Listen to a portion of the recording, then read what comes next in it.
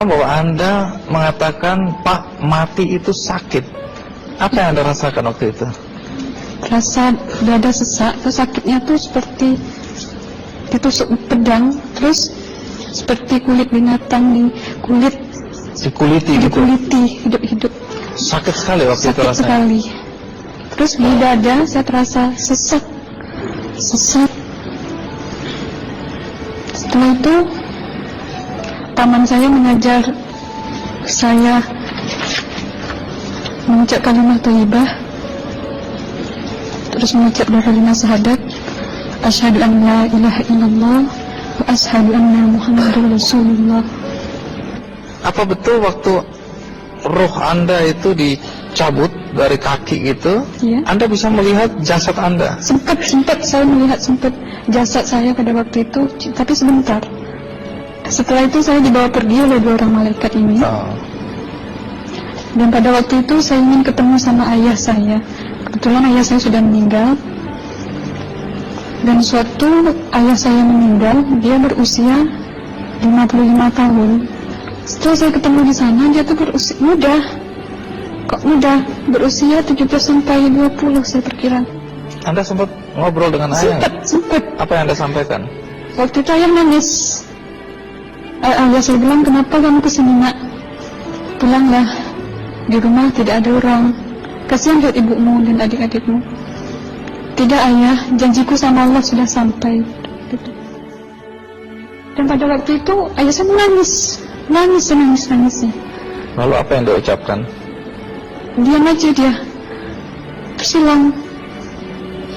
Kembali ke malaikat tadi, bentuk yang Anda lihat seperti apa malaikat ini? Dia ini laki-laki, tapi mukanya sama semua. Berapa malaikat? 2. Iya. Fisiknya seperti apa? Seperti berserban, berpakaian ihram, mukanya sama. Wajahnya seperti apa? Wajahnya sulit saya gambarkan. Yang jelas dia ini sama, dua-dua itu sama rupanya.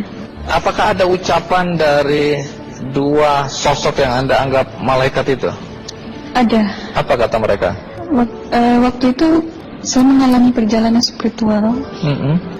Saya disoal oleh malaikat itu dengan sebutan Ma ayyutuka, siapa Tuhanmu? Waktu itu ruh saya menjawab, Tuhanku adalah Allah. Siapa pemimpinmu? Pemimpinku adalah Nabi Muhammad Sallallahu Alaihi Wasallam. Mana kiblatmu? Kiblatku adalah Ka'bah. Siapa kedua orang tuamu? Siapa saudara maramu?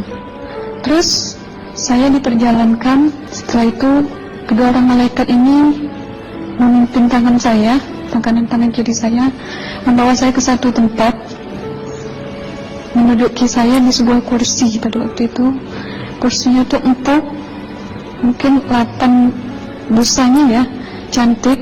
Terus di sana saya duduk. Di sebelah kanan saya ada tiba-tiba berwujud seorang perempuan. Dia mengaku Amal. Kamu siapa? Saya, aku adalah amalmu semasa kamu hidup di atas dunia. Dan selama kamu di sini, saya akan menemanimu sampai yaumul akhir, itu katanya. Dan pada waktu itu saya melihat perempuan-perempuan solehah berpakaian muslimah, berkerudung, mencium pipi kanan, pipi kiri. Mungkin salam perkenalan pertama waktu menduduki di situ. Setelah itu saya dihijrahkan lagi, dibawa oleh 2 orang malaikat ini lagi, melihat dosa-dosa besar ya.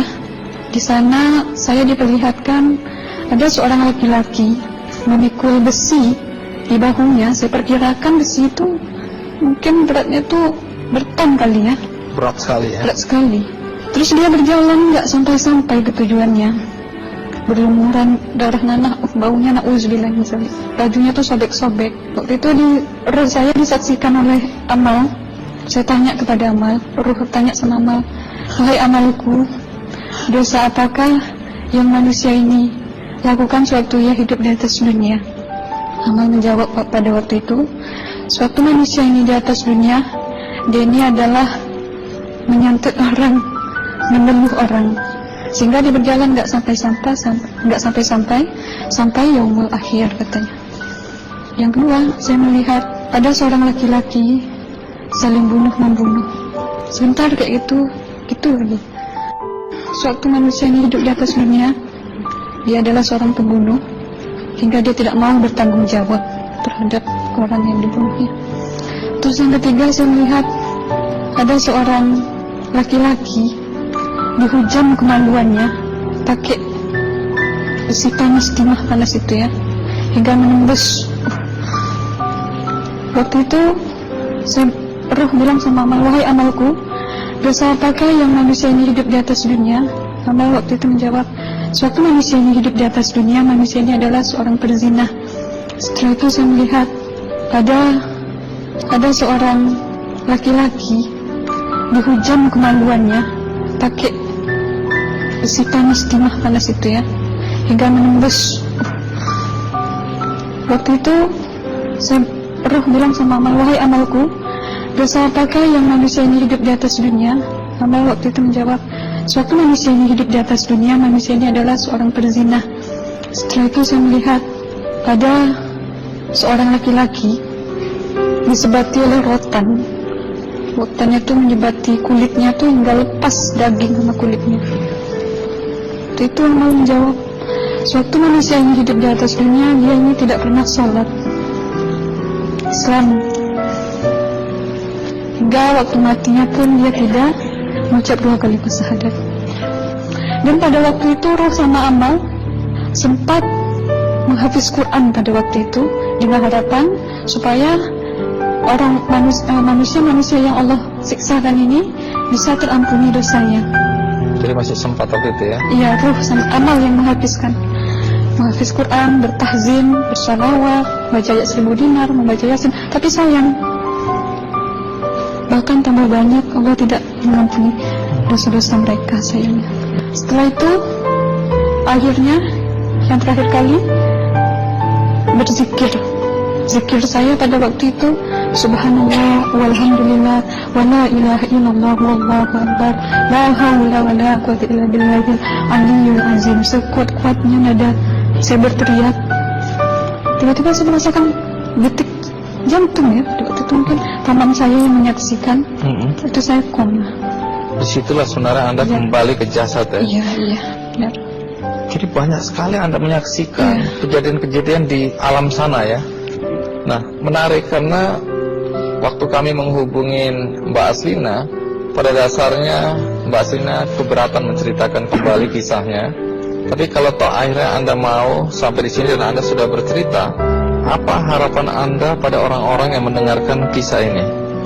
Ya, harapan saya pertama, ya lebih banyak menyambut puasa ya, lebih banyak mendekat diri aja sama Allah, perbanyakkan amalan soleh, perbanyakkan zikir, perbanyakkan sholawat, baca Quran, dan sebagainya. Itu harapan Anda ya? Iya. Baik, terima kasih Mbak Aslina ya, sudah datang dari Bengkalis untuk menceritakan kisah ini.